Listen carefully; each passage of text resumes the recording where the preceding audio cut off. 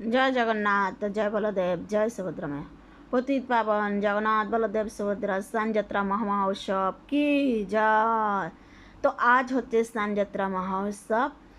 কেন কি এই জগন্নাথ উনি ওনার রত্ন সিংহাসন ছেড়ে উনি স্নান বেদিতে এসে উপবেশন করেন ভক্তদেরকে শুধুমাত্র করুণা করার জন্য। আর এই ভগবানকে স্নান করানোর পর ভগবানকে এক বিশেষ রূপ দেওয়া হয়, সেটা হচ্ছে ভগবানের গজভেশ রূপ। আর এই রূপে অর্থাৎ গণেশের সিদ্ধিদাতা গণেশ দেবের একজন ভক্ত ছিলেন, উনি হচ্ছেন গণপতি ভট্ট। তো উনি ভগবানকে একবার জগন্নাথপুরীতে উনি ভগবানকে দর্শন করতে গিয়েছেন। তো উনি ভগবান জগন্নাথকে দর্শন করতে পেলেন, কিন্তু উনি গজবেশ ভগবানের দর্শন পেলেন না। তখন উনি ফিরে এসেছেন।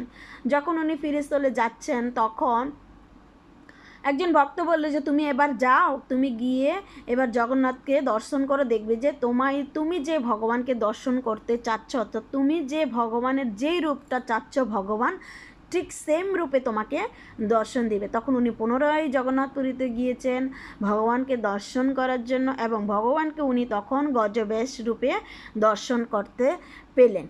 তো আমরা এর থেকে বুঝতে পারি যে ভক্তাধীন হচ্ছেন ভগবান, অর্থাৎ ভগবান ভক্তের অধীন হয়ে যান। কখন? যখন ভক্তরা ভগবানের কাছে আকুতিভাবে ভগবানের কী করতে চান, কৃপা লাভ করতে চান, ভগবানের আশীর্বাদ পেতে চান তখন।